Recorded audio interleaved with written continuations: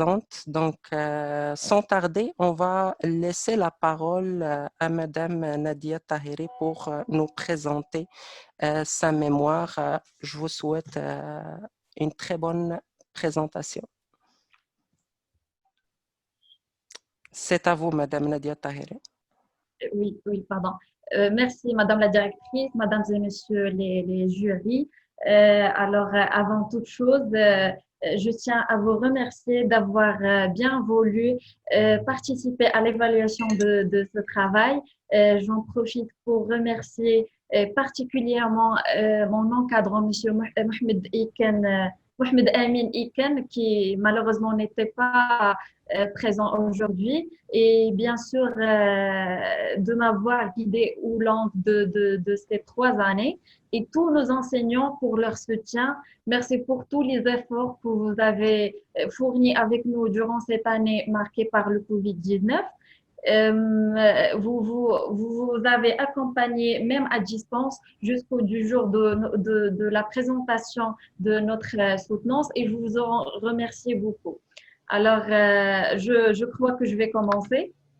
Tout le monde m'attendait bien. L'image est nette pour tout le monde. Oui, bon courage. Merci beaucoup.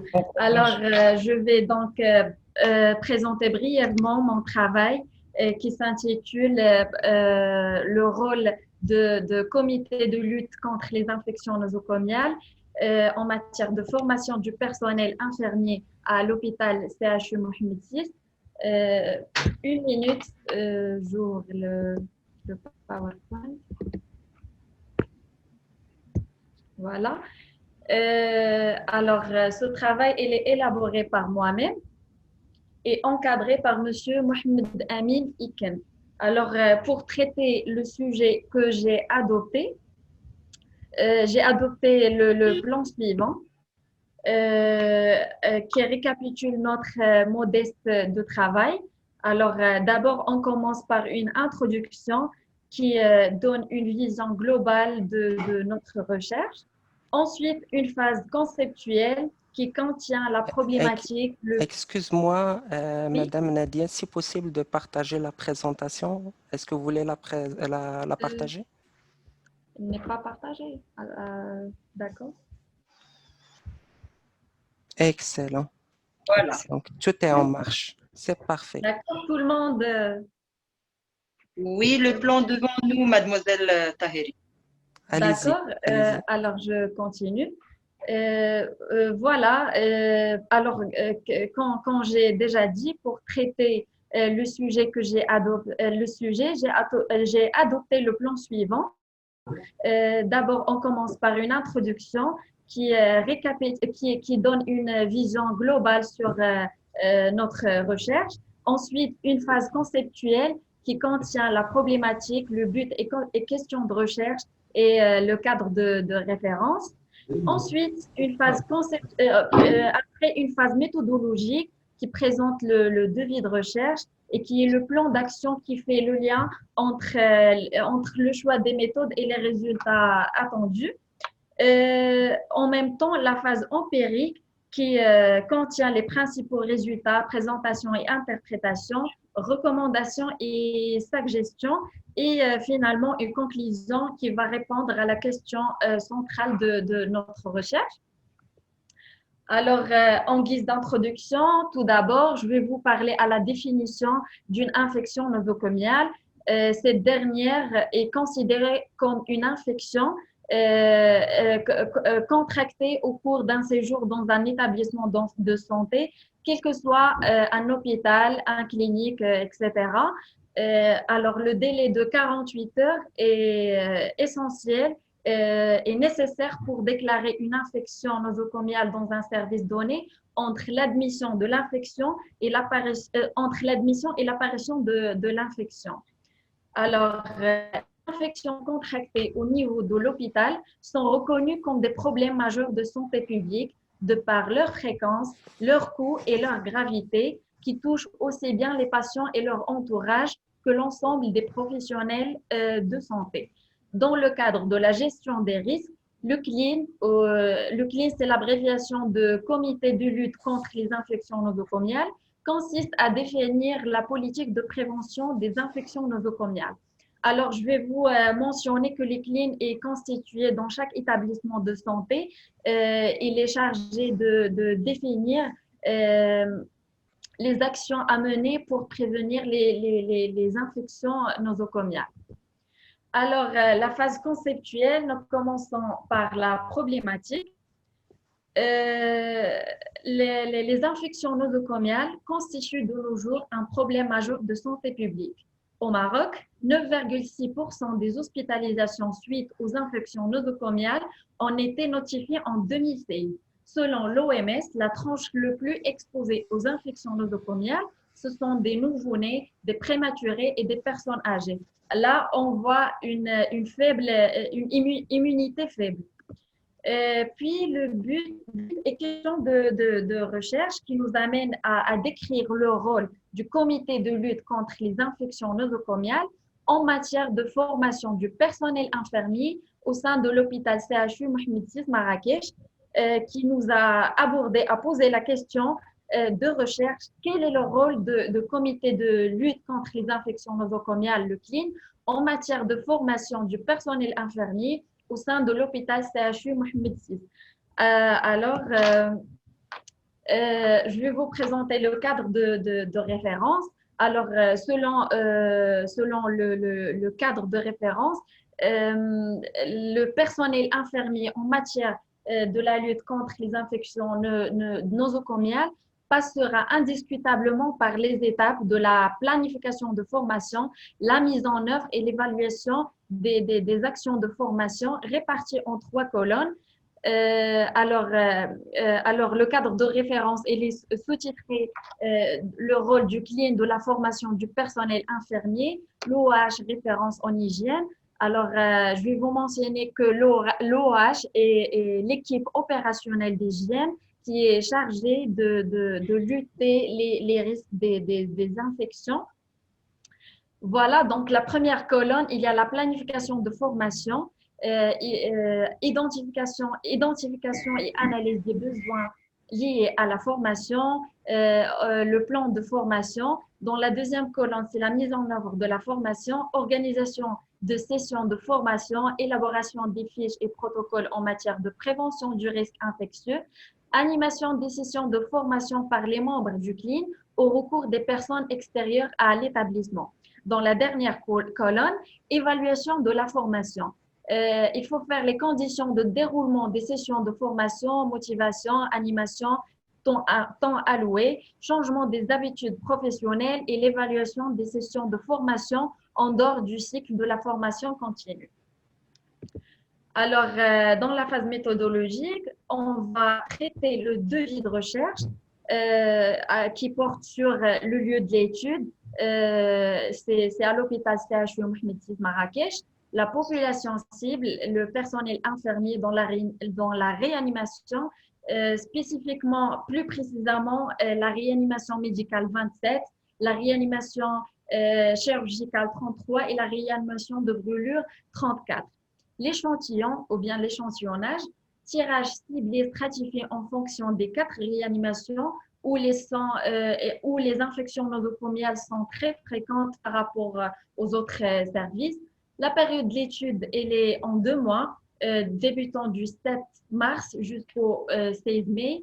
Le type de l'étude est exploratoire, descriptif, quantitatif de niveau 1 non randomisé. Alors, l'outil de collecte des données que j'ai adopté, c'est un questionnaire qui consiste à poser une série de questions permettant de recueillir les informations personnelles de la réanimation sur le rôle du client dans la formation du personnel et dans les 4 réanimations d'études. Puis, et dernièrement, la méthode d'analyse des données, j'ai utilisé Excel 2010 et Word 2010. Alors, je vais vous demander votre attention dans cette phase empirique qui contient presque 26 graphiques très, très importants pour bien éclaircir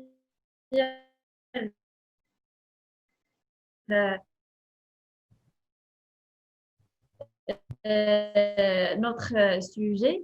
Alors, remarquable, présente la répartition des participants selon le sexe. Voilà, la couleur bleue illustre le sexe masculin et la couleur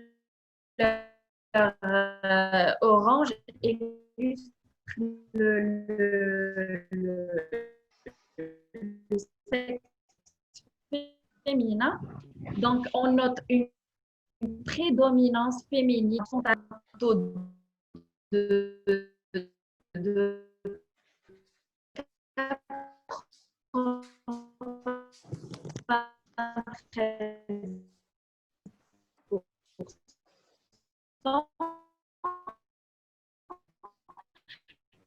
vu que seulement 6,4% le grade, 4% du corps infirmier intègre dans l'étude, obtient le deuxième grade, contrairement au taux des infirmiers qui ont le premier grade qui est de 13,34%.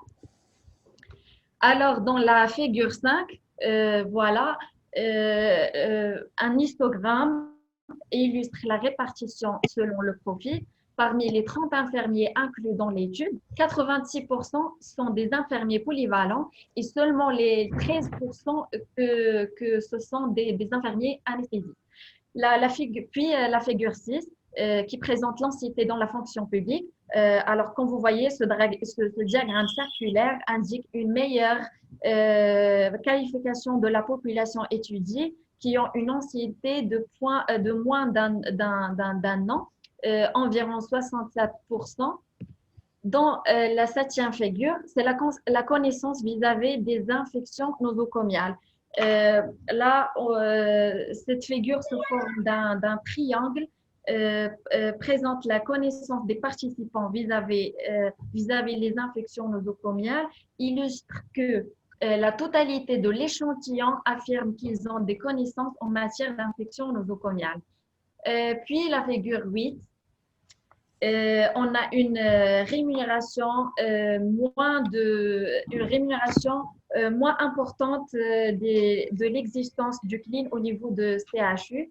Voilà, il y a deux diagrammes qui indiquent que les 30 infirmiers étudiés, selon 16,67%, qui ne sont pas au courant de l'existence du CLIN au niveau de CHU. Alors, dans la figure 9, en termes de la qualification du CLIN, ce graphique indique qu'en cas d'affirmation, 53% ont qualifié le rôle du CLIN comme étant assez excellent, 26% l'ont qualifié par un peu excellent.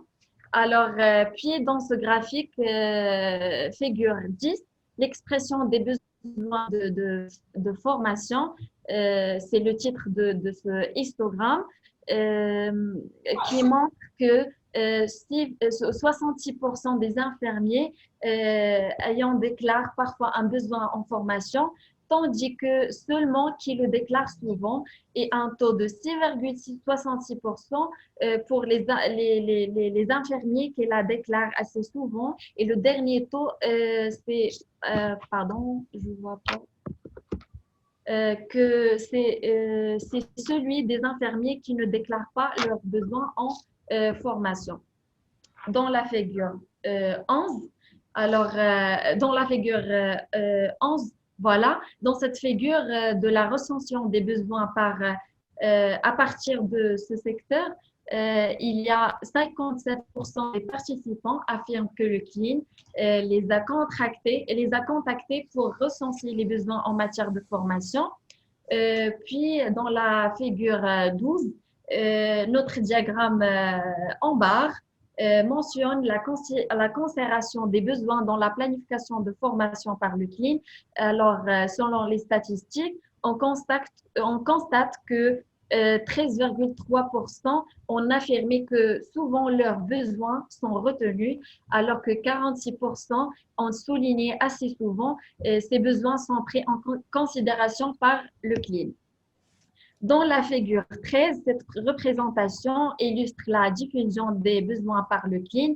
Dans ce graphique, on remarque que les infirmiers inclus dans l'étude confirment que le CLIN fait la diffusion des besoins avec un taux de 93%, tandis que 6,67% affirment cette notion de diffusion. Dans la figure 14, qui représente la participation des personnels infirmiers à des sessions de formation organisées par le CLIN.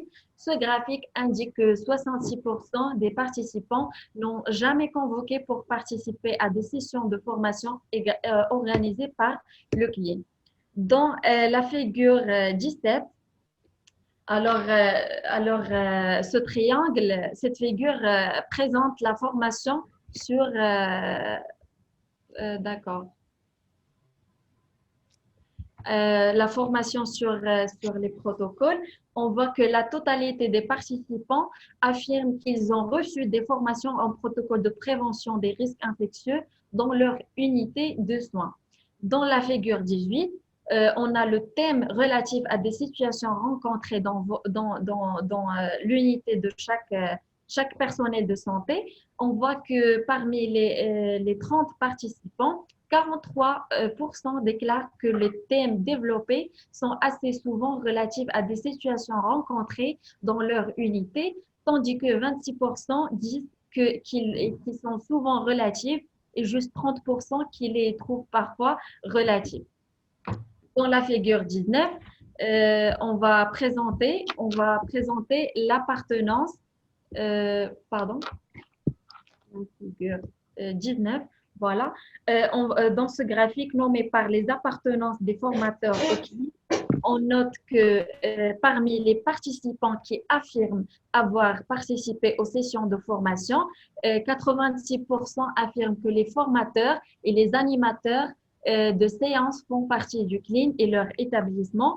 Alors, par contre, la figure 20 qui présente la méthode utilisée pour l'animation de formation, d'après ce graphique, la forme pédagogique la plus utilisée pour l'animation de formation est les exposés avec un taux marquant de 56%, tandis que les méthodes basées sur les stimulations pratiques ne présentent que environ 16,66%. Dans la figure 21,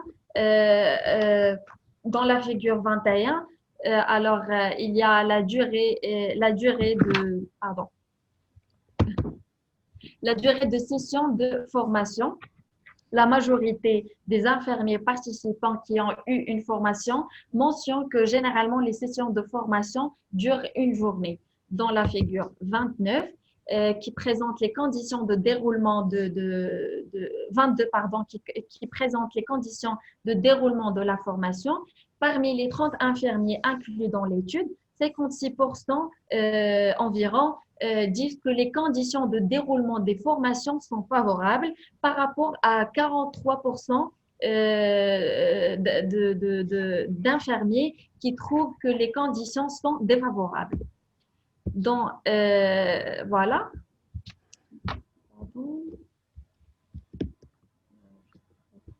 Dans la figure 23, les outils d'évaluation. En question des outils d'évaluation, cette figure illustre que les outils d'évaluation des sessions de formation sont négligés et que les évaluations sont faites verbalement avec un taux de 76%. Alors qu'on note l'adéquation du temps alloué aux sessions de formation présentées dans la figure 24, il peut suffisante pour 53% des participants et 36% des participants le trouvent assez suffisant. Dans la figure 27, l'utilité et apport des sessions de formation, 25, l'utilité et apport des sessions de formation présentées dans ce graphique indique que les infirmiers qui ont eu une formation incluse dans l'étude sont peu satisfaits des sessions de formation avec un taux de 63%. D'autres ne sont pas du tout satisfaits. Il y a un taux d'environ 16,66% 10% qui sont satisfaits et seulement 6,66% qui sont très satisfaits. Dans la dernière figure, la figure 26, qui présente la prise en considération des recommandations d'hygiène pendant la pratique. Alors, euh, on voit que 86,66% environ des participants affirment qu'ils prendront en considération les recommandations d'hygiène pendant leur pratique. Alors, généralement, on constate les résultats remarquables suivants. La présente d'études montre que seulement 16,67% des participants qui ne sont pas au courant de l'existence du CLIN au niveau de CHU, 56% disent que les conditions de déroulement des formations sont favorables, tandis que 43% trouvent que les conditions sont défavorables. Ceci a un effet sur l'apprentissage du personnel. Alors, la majorité des infirmiers participants mentionnent que les sessions de formation sont peu fréquentes et durent généralement une journée. C'est environ 90% des participants. Et la voie la plus citée d'après notre étude était manque de formation. Alors, concernant les recommandations et les suggestions, alors je propose pour la planification d'assurer la planification des actions du CLIN, coordonner les activités de ressources humaines soutenues par le plan de formation. Pour la mise en œuvre, je propose de coordonner et participer à la formation des professionnels dans le domaine de la gestion du risque infectieux, organiser des activités de formation liées au respect des pratiques d'hygiène et de l'application des protocoles de la lutte contre les infections nosocomiales. Et pour l'évaluation, il faut évaluer le système de formation en mettant en œuvre les techniques et les méthodes pédagogiques, la planification et l'évaluation et son insertion dans le plan de formation. Alors, pour la conclusion, je vais mentionner, pour la conclusion, notre étude montre que les plupart des participants dans la présente étude affirment qu'ils prennent en considération les recommandations d'hygiène pendant leur pratique. Certaines mesures simples ont montré leur efficacité, comme le lavage des mains, le port des gants, avant tout soin pour réaliser un geste invasif, et c'est grâce à la formation. Une piètre qualité de soins et un masque d'hygiène sont responsables des infections à l'hôpital, influençant négativement sur l'état de santé de la population et même voire augmente les taux de mortalité.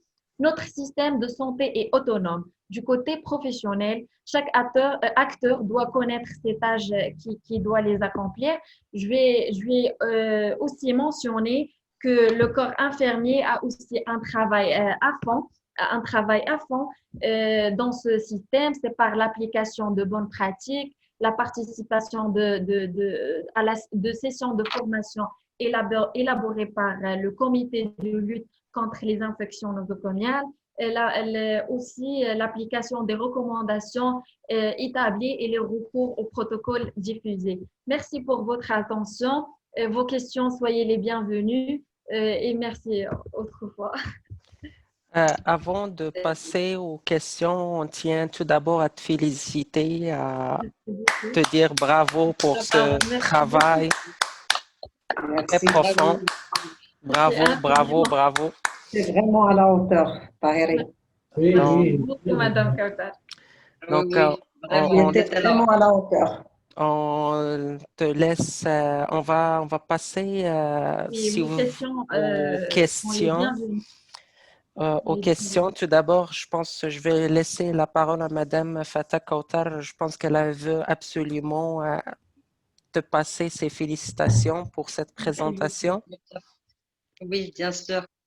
Donc, je tiens tout d'abord à remercier les membres du jury, Monsieur Hamid Etoudri, Madame Naïma Husseini.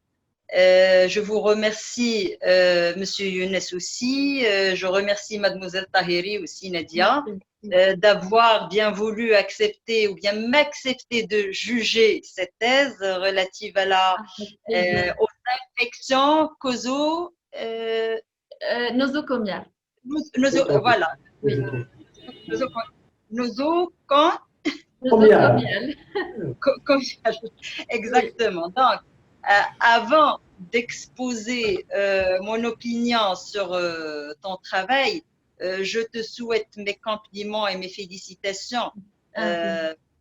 Oui, pour moi, c'est normal de votre part, vu la bonne éducation que vous avez reçue de votre famille. Donc, je remercie aussi la famille Tahiri d'avoir nous donné cet élément qui est un élément. Vous avez désactivé le son, Madame Yasmine, Madame Kautar. Madame Kautar, le son était désactivé. Mais au terme de votre étude durant ces 3 ans et après avoir satisfait à tous vos examens et vos stages, et d'après votre speech dont vous venez de présenter, ou bien de vous, voilà, vous avez présenté. Donc, je trouve que votre travail, vous l'avez bien exposé, vous l'avez exposé clairement, nettement, selon un plan logique et bien articulé, dans un style aisé, bien sûr agréable à lire, correctement structuré, donc, et bien rédigé aussi. Bon, je trouve que aussi le sujet est un sujet fécond, un sujet instructif. Donc, durant les 3 ans, tu étais toujours devant mes yeux, donc tu étais l'un parmi les éléments dont j'apprécie. Et bon, je vous souhaite un succès dans votre vie professionnelle et votre vie, oui, votre vie aussi familiale. Et vraiment, soyez la bienvenue parmi nous dans le domaine de la santé, dans le domaine médical. Merci, Inch'Allah. Inch'Allah. Donc, à mon avis, je vous donne, oui. Oui, allez-y, excusez-moi, Madame Kautar, je vous ai interrompu, continuez. Oui, bien sûr. Non, c'était tout. Okay. Je n'ai vraiment, j'ai pas de questions parce que je trouve que le sujet était clair et net et vraiment, je trouve qu'il est clair. Donc, je n'ai aucune question dans le sujet. Donc, je passe la parole à votre maître, Monsieur Hamid ou Madame Naïma. Monsieur Hamida. Oui, pour moi, Nadia, elle est toujours excellente. C'est une bonne élève. Il n'y a rien à dire. Pour sa mémoire, elle est bien étoffée, tout est précis. Le sujet, il est complet. Il mérite une félicitation. Donc, pour moi, toujours Tahiri. La note, même, vous n'avez pas parlé de la note. Je lui donne 19 sur 20. Il mérite. Et je lui souhaite bon succès dans son avenir. Merci. Merci, Monsieur Hamid. Donc, après cet envoi de fleurs d'un bord et de l'autre, on passe aux commentaires de Madame Naïma El-Hassani. Je tiens tout d'abord à remercier Tahiri. Elle était une élève douée, active et attentive. Elle a passé 3 années chez nous, excellente. Elle était toujours à la hauteur, elle était toujours la première. Je tiens d'abord à remercier tous les membres du jury pour leur présentation et leur attention. pour leur présence, pardon, et leur attention. Et je remercie toujours Monsieur le directeur de l'Institut Averroès, Oui, Monsieur Hamid. C'est Hamid, ouais. c'est Hamid. Et le sujet, il était bien abordé, il était bien éclairci, il était bien expliqué par Mademoiselle Taheri. Je te remercie, je te félicite et je vous souhaite un bon courage. Merci beaucoup, Madame Naïma. Merci Donc, beaucoup. sans tarder, je vois là que la majorité déjà des membres de jury sont favorables à ta présentation. J'aurais été surpris si j'ai senti qu'il y a quelqu'un qui n'était pas d'accord avec la qualité de ton travail. On te félicite énormément, Madame Merci Nadia beaucoup. Tahera, pour ce travail.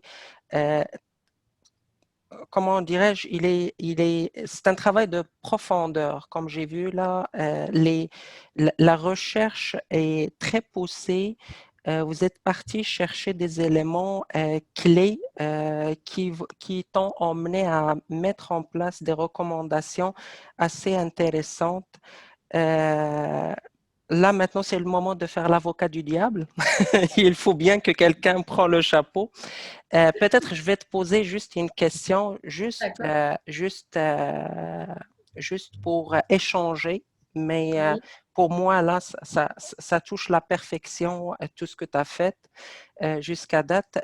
Moi, peut-être je vais poser juste une petite question, puis d'accord. sûrement vous allez avoir la réponse. Dans ta méthodologie De vous êtes recherche. parti, ouais, de recherche, vous êtes parti chercher des statistiques en se basant sur un questionnaire. Oui, Euh, j'ai vu le nombre de personnes qui ont été interviewées. Je oui, pense que c'est un nombre de 48 personnes, c'est ça. exactement. Oui. C'est ça mon point le point que je veux toucher. Pardon, normalement, pardon? Oui, allez-y, Madame Nadia, Oui, je oui, vous écoute. non, j'ai pas bien entendu la La dernière. question, oui, Oui, j'ai pas encore terminé. En fait, vous êtes parti chercher 48 candidats pour oui, répondre à ton questionnaire. Je me posais un petit peu la question, ce, ce chiffre magique, oui, est-ce qu'il est basé sur une quelconque, euh, un quelconque calcul qui t'a permis de déterminer l'échantillon de ta oui, bien sûr. population sur laquelle tu t'es basé pour dire, voilà, mon échantillon est représentatif de la population interviewée. Donc, c'est juste ce point-là que je n'ai pas vu. Peut-être que je n'ai pas fait attention, mais peut-être tu vas pouvoir me donner une réponse là-dessus. Pour cette statistique, je suis déplacée au CHU Mohamed VI, ici à Marrakech. J'ai pris un petit rendez-vous avec le chef de réanimation, Mhm, le chef de réanimation. J'ai présenté mon sujet et je lui ai demandé de m'aider d'avoir des réponses.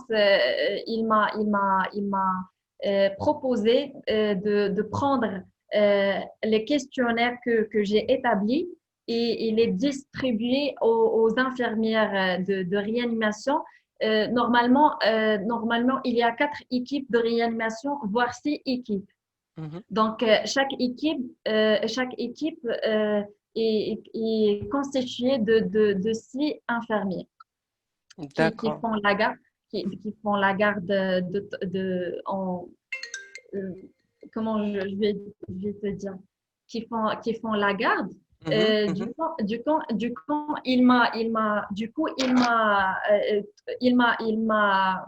Il m'a donné le questionnaire que j'ai établi avec les réponses établies et sans oublier les membres du CLIN mhm. dans l'hôpital aussi qui ont répondu à mon questionnaire. Du Ah, coup, le chiffre, il est un OK. peu élevé. OK, c'est très, très. Aussi, j'ai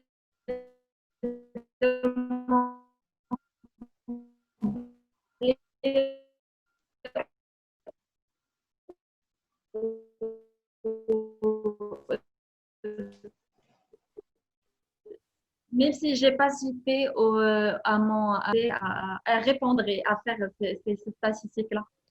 C'est parfait, Voilà. c'est parfait. Ça répond à ma question. Merci beaucoup, Madame Nadia Tahiri, pour cette présentation. On tient à te féliciter. L'Institut Averroès Plus est ravi de t'avoir eu comme étudiante. On te souhaite le meilleur des succès dans ta carrière puis ta profession. Sur ce, sans tarder, on va mettre fin, à part si vous voulez dire un petit mot de fin. Madame Nadia, Madame Kautar, voulez-vous dire un petit mot de fin, de clôture? Ah oui, bien sûr. Donc, Ouais. vraiment, je vous présente mes compliments et mes félicitations et je vous souhaite un courage soutenu dans votre vie professionnelle, Inch'Allah. Inch'Allah. Bon, avant je pense, on va se délibérer ou pas encore pour, Sachant qu'il ne reste pas beaucoup de temps sur la réunion, je pense que on va juste l'applaudir puis clôturer sur Alors, d'accord. si ces possible, applaudissements-là. Oui, Nadia, tu voulais dire un oui, petit mot de fin? c'est Oui. possible, avant de clôturer, vous faire un petit dédicace à ma famille. Oui, Alors, certainement. Oui, oui, je dédie ce mémoire à mes parents qui peut être fiers et trouver ici le résultat de longues années de sacrifices et de privation pour m'aider à avancer dans la vie. Aussi ma tante Khadija Afban pour toute son assistance et sa présence dans ma vie et mes professeurs, mes collègues et plus particulièrement Monsieur Hamid Aitoudri et Madame Naïma, la directrice, pour leur soutien. Merci. Merci à vous, à Madame Nadia Merci Taher. beaucoup. Merci à vous. Merci. Donc, je vais arrêter